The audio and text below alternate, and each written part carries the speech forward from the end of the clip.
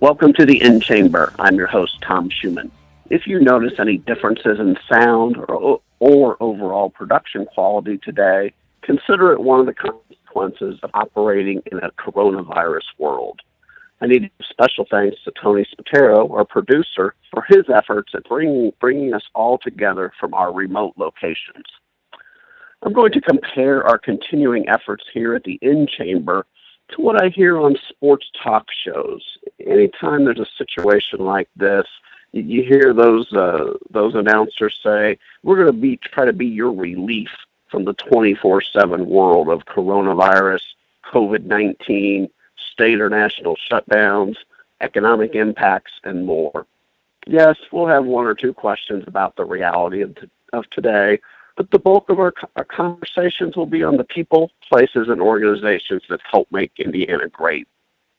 Along those lines, we're going to wrap up Higher Education Month in March here. And that's had a decidedly Western Indiana focus.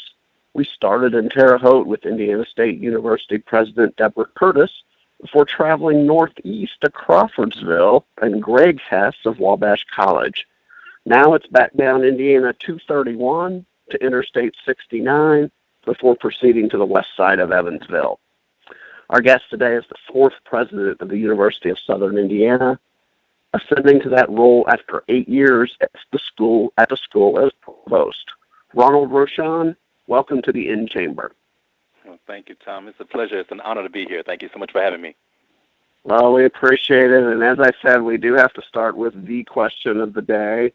COVID-19, the coronavirus, is impacting all of us differently. Us, the people listening, the employers, employees, nonprofits.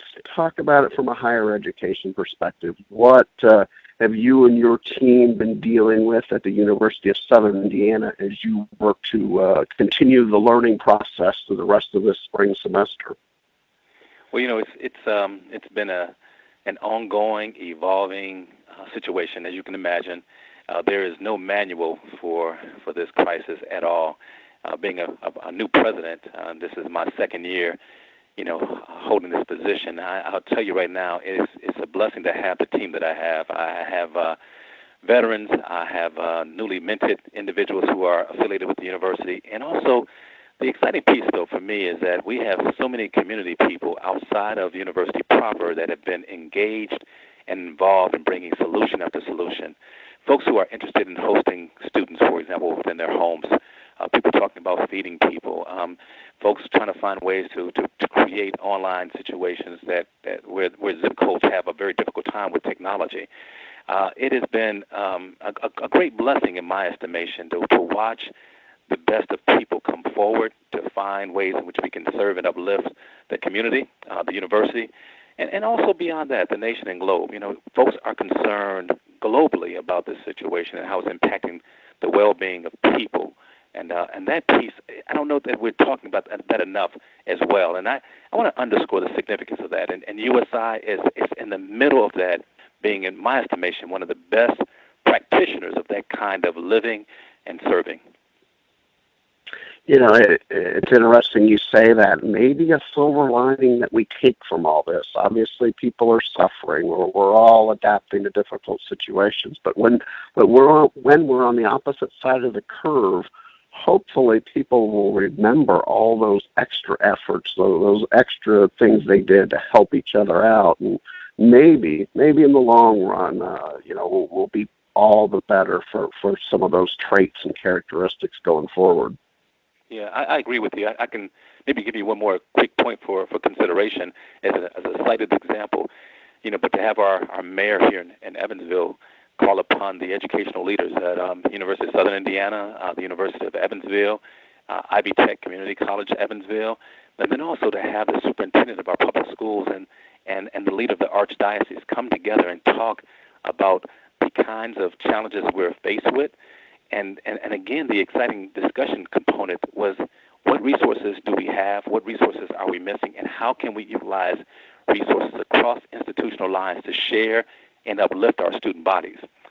That piece, again, this collaborative, united front is something that I really firmly believe in. And again, I want to just give you a cited example of how that works. And And I really take my hat off to Mayor Winnicky with regard to him bringing us together to really kind of pursue that opportunity.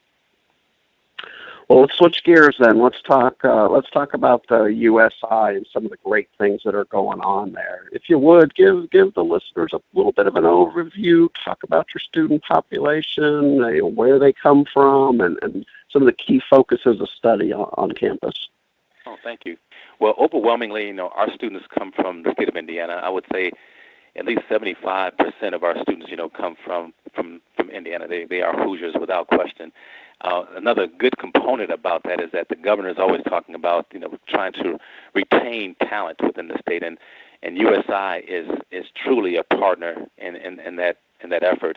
I would say, on average, depending upon the major, we have students that reside, in Indiana after they have graduated, completed their programs, providing the services that are necessary to uplift the state and their families and their communities. We have a great deal of students who are first-generation college attendees that attend USI, individuals who have never stepped on a university campus before, but come there with their families with eager eyes and eager hopes and aspirational goals.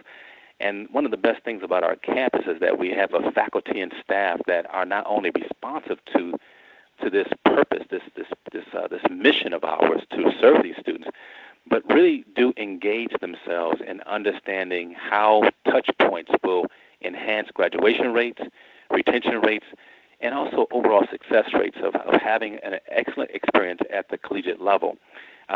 One of the components that I find to be uniquely important about USI is that we have a small but significant part of our community are students from international locations. We have students that come from at least 50 different countries across the globe.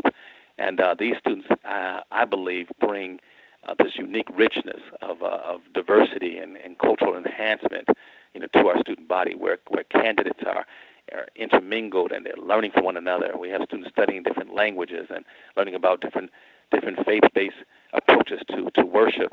We have students that are learning about ways in which they can build these soft skills of being connected across the globe with new ideas and new goals through their own academic majors. So you'll find USI to be this kind of intimate spot, in Southwest Indiana. A lot of folks call it this hidden gem because we're so far down in the state. But when you come to campus, I promise you, you would not only be in awe about its aesthetic beauty, but you would definitely take this immediate appreciation for how people respond to one another. It is a place that we call the campus of choice, the campus of care, a campus of compassion. I love this place, and I'm so very proud of who we are and what we're doing. Well, I have been to campus, and I will back that up. Absolutely lovely atmosphere there. You brought up the point of the important focus on keeping talent in Indiana. Go a little deeper on that from a university perspective, because to be honest, I've heard different comments. Some in higher education say our role is to prepare those students for their futures wherever it may be. So where's the line at as far as what the university does in helping keep those students in its home state? As you know, that varies from student to student without question. But again, be mindful of where students are coming from geographically. A lot of our candidates, again, as I mentioned, are first-generation college attendees, and many of these candidates, want to reside either, not necessarily at home, but close to home, within their home state. And so, I think you will find that USI is preparing students for a global experience without question, bar none. However, we are sensitive to the fact that, many of our candidates come to us immediately speaking about their desire to remain in Indiana.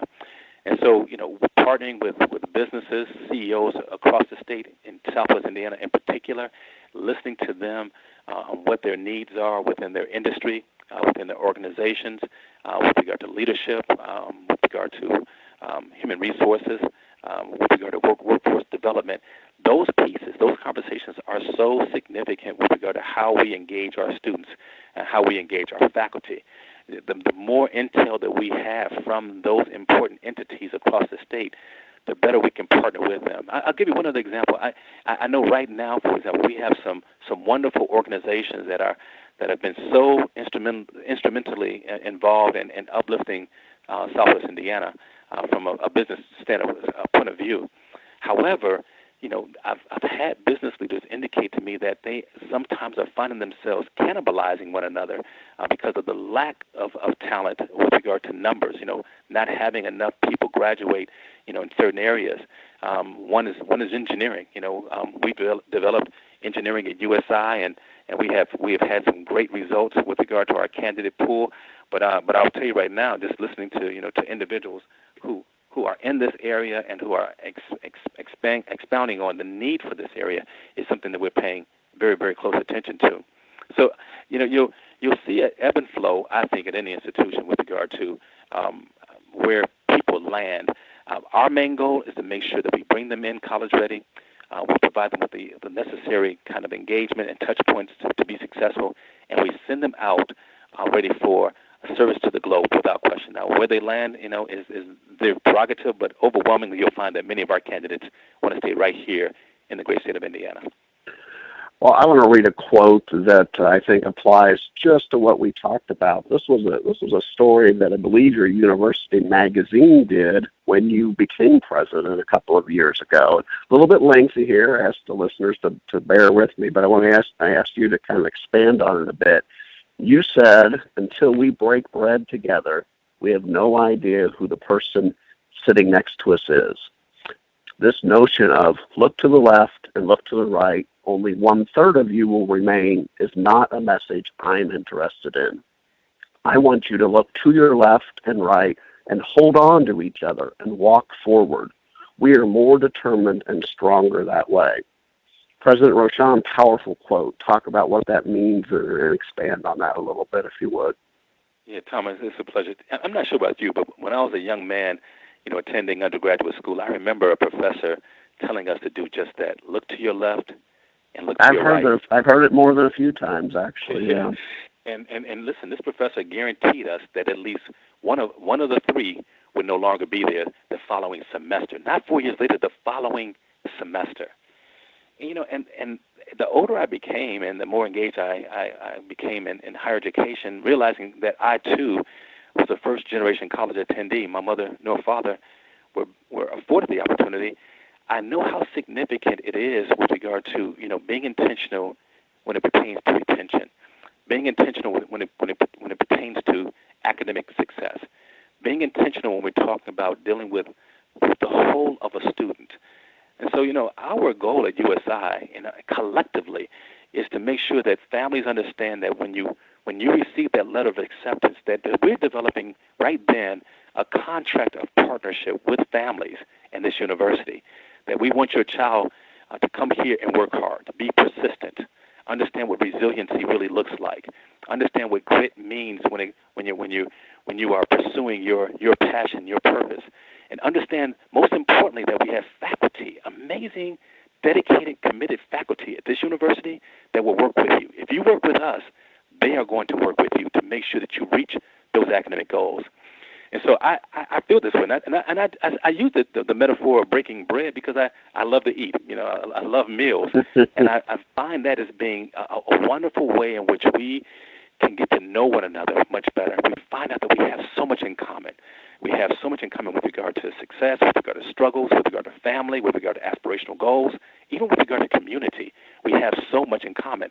And the more I learn about you, Tom, the more interest I have in my own core about your personal success, your professional success.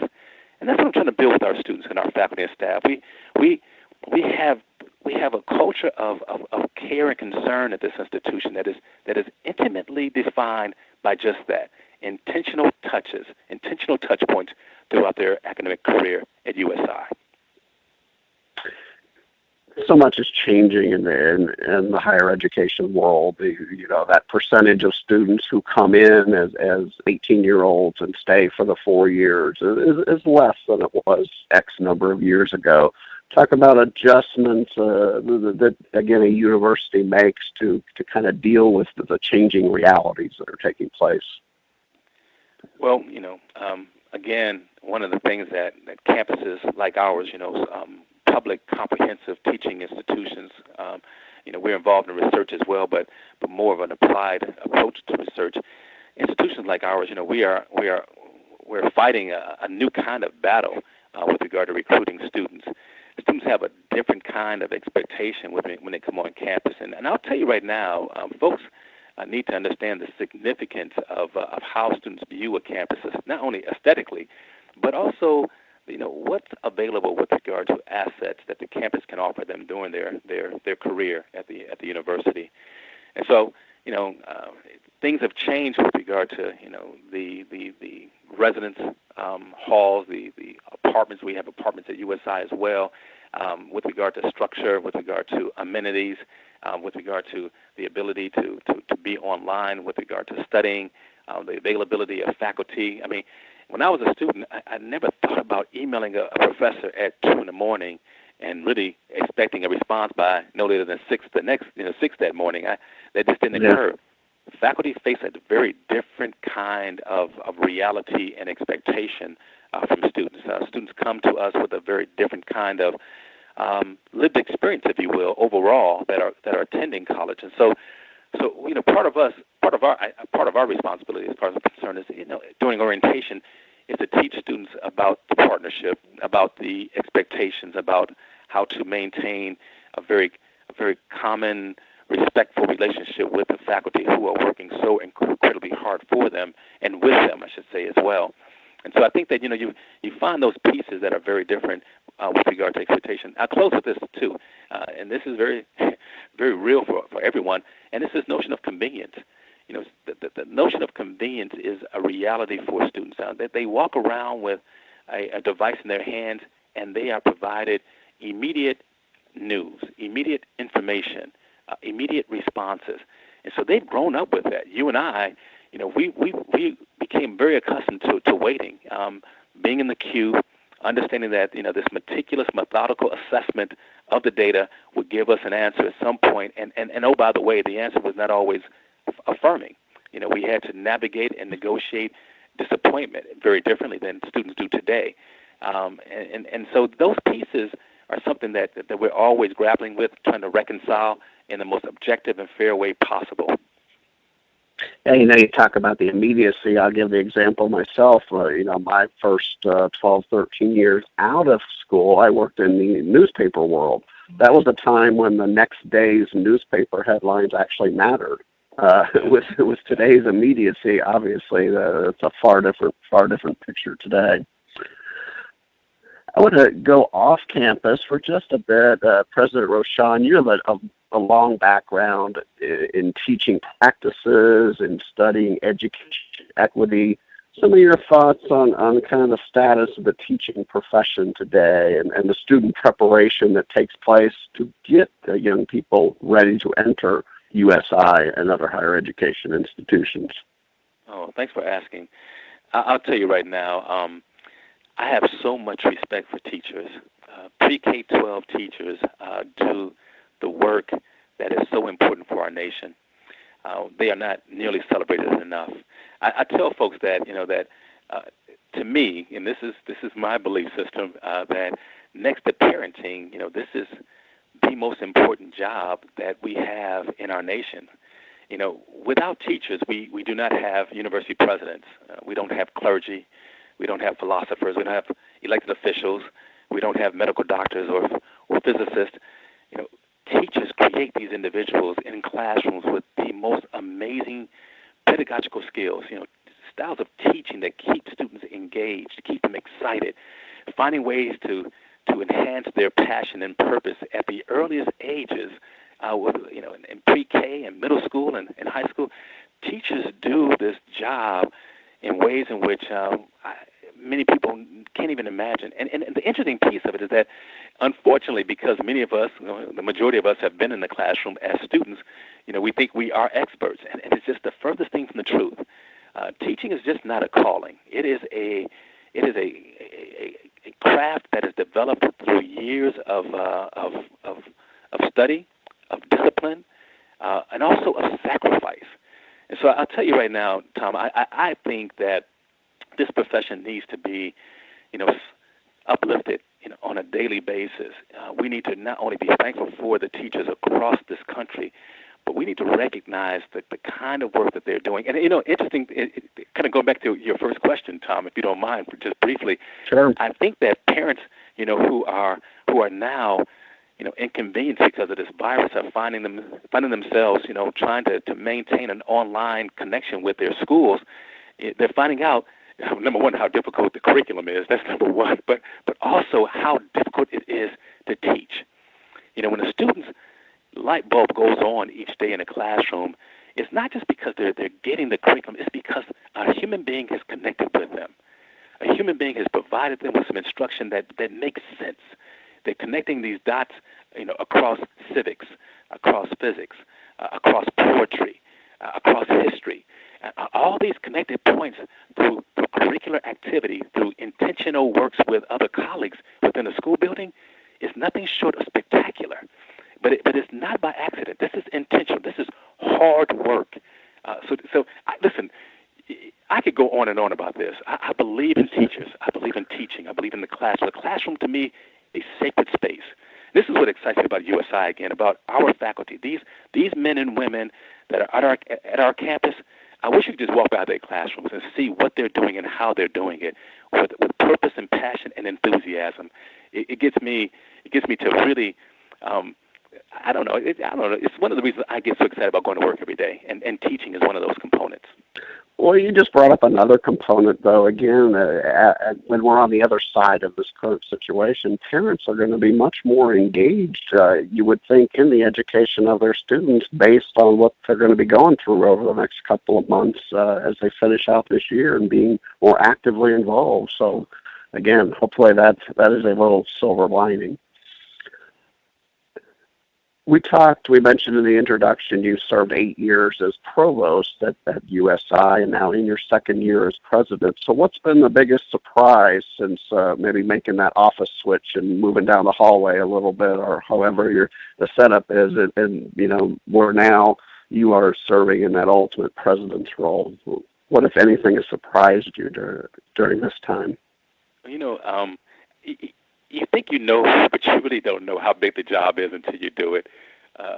Until you occupy the seat, you don't really understand the significance and the gravity of the seat itself. The kinds of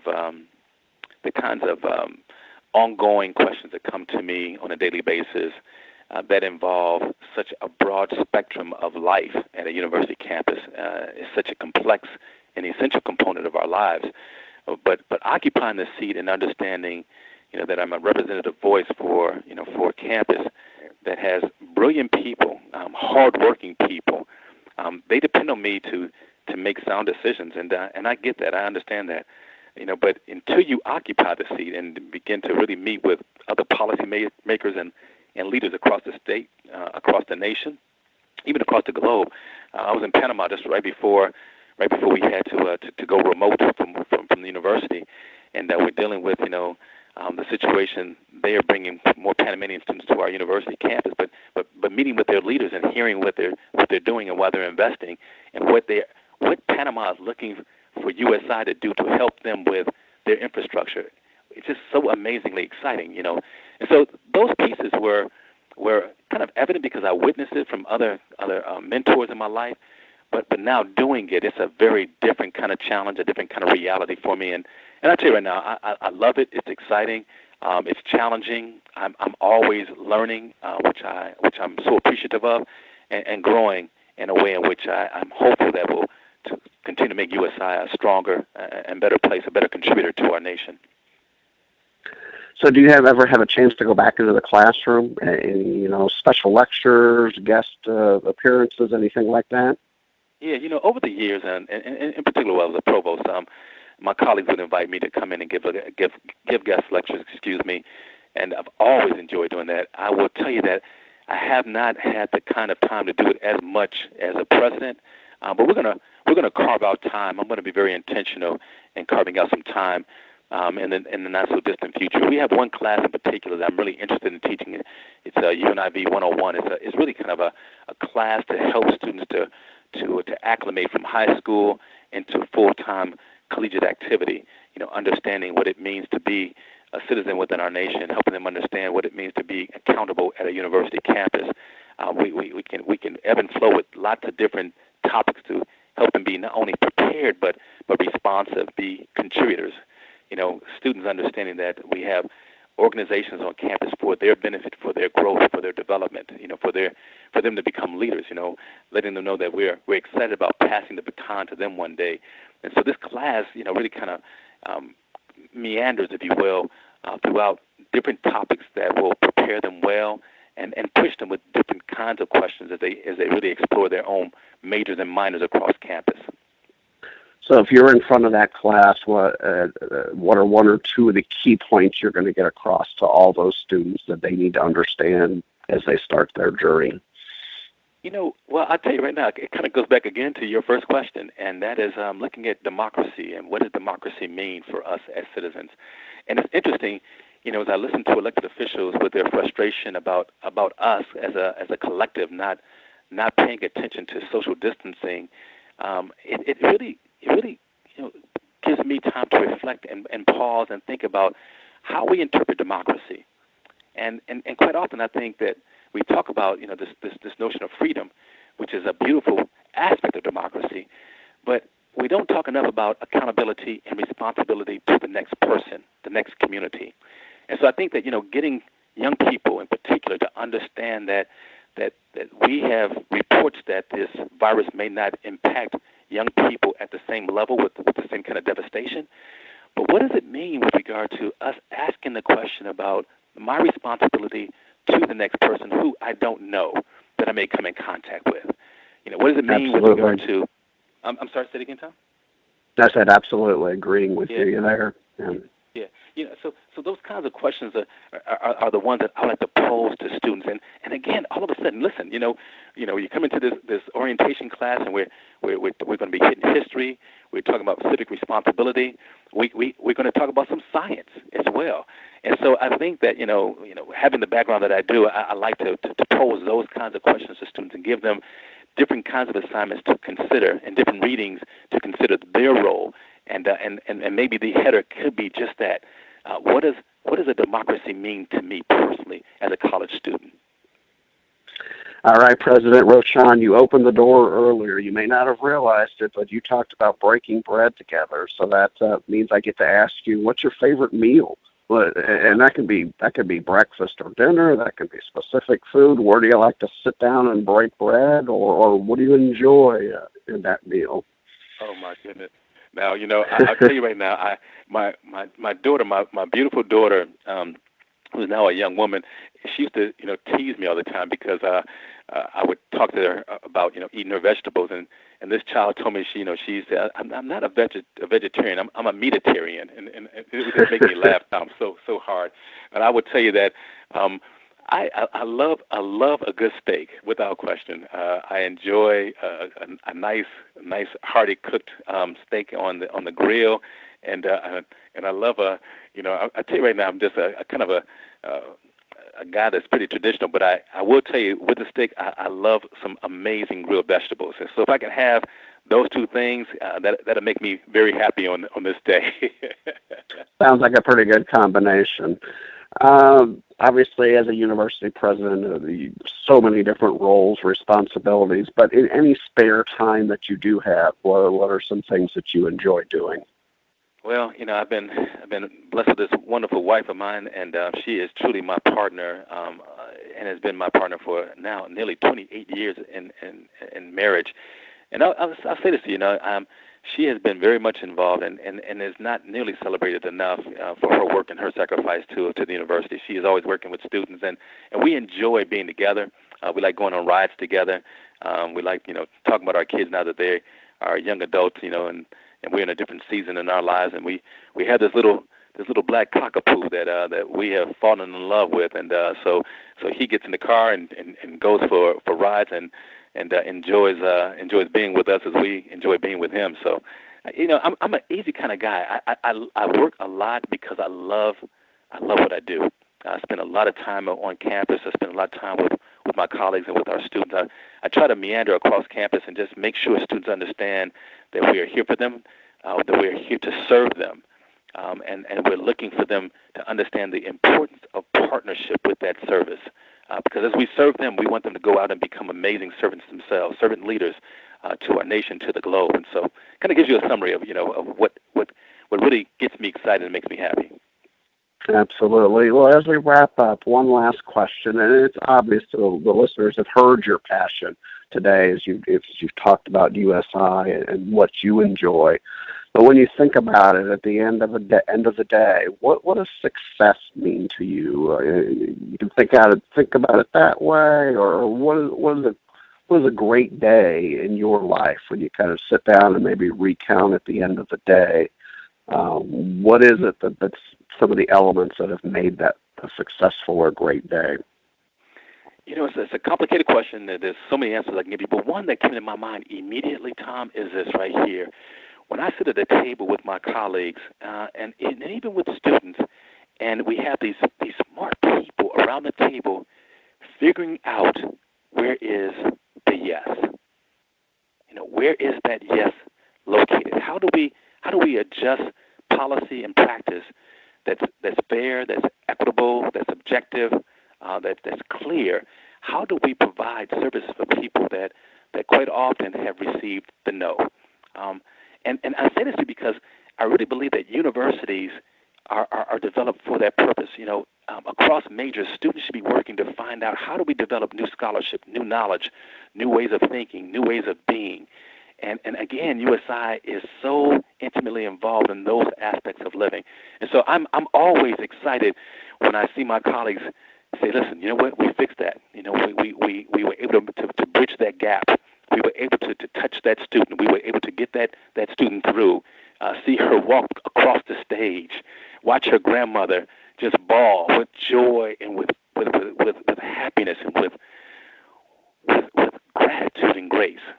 Those are days that I celebrate, and I'm so fortunate to be at this campus because we get to celebrate those days quite often. Well, that's excellent. We've had the opportunity now to have a couple of conversations, this forum and another one over the phone. I promise you the next time we'll do it on the USI campus. How about that? Oh, I would be honored to host you. And guess what you and I'll do? We'll break bread together as well.